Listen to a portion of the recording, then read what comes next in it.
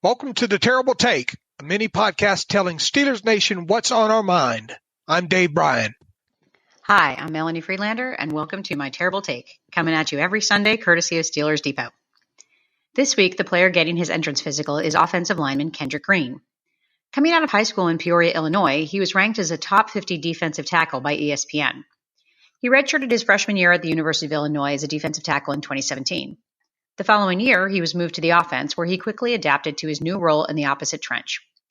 As a redshirt freshman in 2018, he started all 12 games at left guard. In 2019, as a sophomore, Green started 12 games at left guard and 1 at center.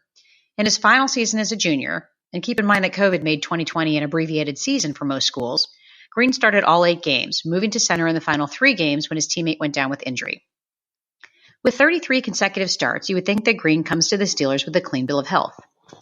Looking a little deeper, though, you find that an injury that the hardworking lineman played through. In the 2019 regular season finale, the third-year sophomore moved to center when the Illini starter Doug Kramer suffered a leg injury. Green did enough to get a nod as the starter for the postseason Red Box Bowl.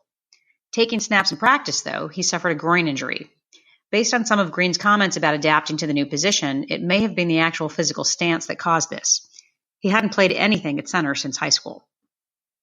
As reported by the Trib's Joe Rutter, who spoke with former Illinois offensive line coach Bob McLean, the trainer said it was pretty bad and they didn't know if Green would be able to go for the bowl game based on the pain he was in. As it turned out, he was in too much pain to even participate in the pregame stretch, but somehow managed to rally to play the whole game. By his final season in 2020, the groin appeared to be healed. Although he spent most of his time at left guard in college, the Steelers coaching staff has made it clear that Green will be the starting center if he can win the job. So will his injury history be an issue? The answer is that it depends on whether this was a simple groin injury or the beginnings of the dreaded sports hernia. While groin injuries are pretty common in elite-level athletes, fortunately, sports hernias are not. The surgery to repair sports hernias is pretty involved and usually requires a 3-month recovery, but the outcome can be excellent. A 2017 review of NFL players undergoing sports hernia surgery between 1996 and 2015 compared those athletes undergoing surgery to similar players who did not have the injury. They found a 95% return to sports rate for those undergoing surgery and no difference in the level of performance compared to healthy athletes. But they did find a shortened career length and less games per season when compared to healthy players.